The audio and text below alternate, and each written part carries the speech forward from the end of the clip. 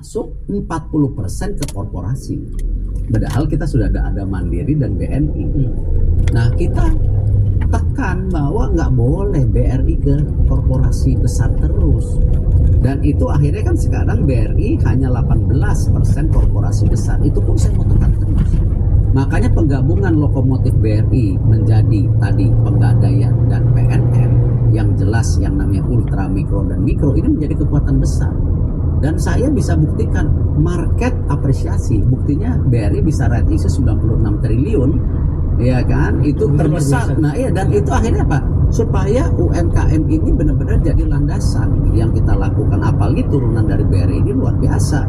Yang namanya Mekar itu 1,5 tahun ini dikala yang namanya krisis COVID ini bisa menambah yang namanya nasabah 5,2 juta. Ini luar biasa ibu-ibu.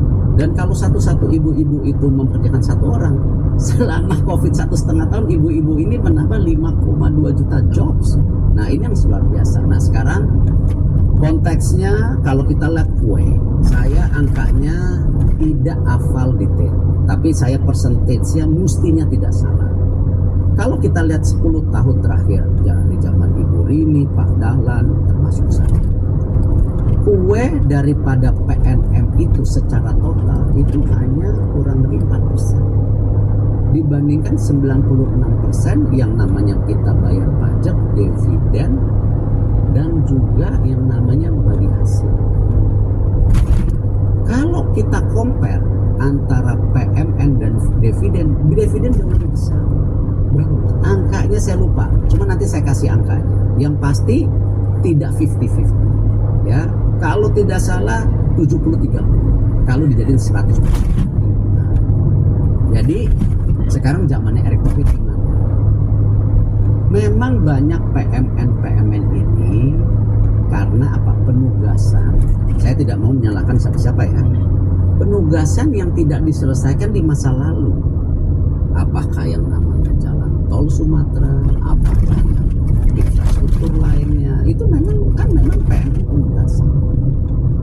Nah, itu pun saya sangat berusaha sampai 2024 antara dividen dan PMN nanti ketemu 50-50, 50-50. Jadi saya kalau orang bisnis kan tetap ya kan, walaupun PMN ini yang kita dapatkan hari ini 73 atau 74% itu adalah PMN penugasan, bukan corporate action. Lalu kalau kita lihat 20% itu restrukturisasi. Kita harus memaknai apa dengan kata PMN penugasan itu? Penugasan itu adalah sesuatu yang dibangun secara ekonomi jangka pendek, return of investment-nya tidak ketemu. Bisakah menolak itu ketika kondisi BUMN yang ditugaskan itu dalam kondisi yang tidak cukup sehat? Justru itu yang kita sekarang benahi. Saya duduk sama Ibu Menkyu dengan Pak Basuki, kita duduk di tengah. Mana infrastruktur jalan tol yang visible secara bisnis itu nggak perlu PMN, biar aja itu corporate action. IRR-nya ketemu. Tetapi yang belum ketemu angkanya itu mesti penugasan, tetapi tidak berdiri sendiri. Sekarang kita duduk rapat 3 menteri bersepakat. Terus di challenge lagi, kenapa yang nggak visible itu dilaksanakan? Ya nggak bisa dong. Kita yang namanya membangun ekosistem infrastruktur itu, ketika kita komit dari ujung Sumatera sampai ujung Sumatera, pasti ada yang visible dan nggak visible. Tetapi kalau kita lihat yang namanya infrastruktur itu pasti akan ketemu setelah 10-20 tahun. Kalau jalan tol pasti. Kenapa? Jalan tol itu kan nanti akan ketemu di tahun ke-8 dan tahun ke-10.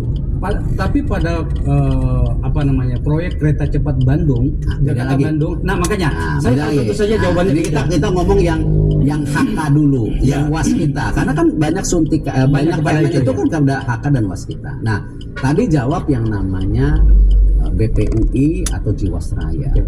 Itu konteksnya lain. Itu yang namanya PMN restrukturisasi. Kalau ditanya situasi Jiwasraya itu kan memang hari ini, bukan kan? Bang Akbar tahu dari 2006, dari 2012 sudah bermasalah. Tapi Bang, aku ini kan diberi kepercayaan.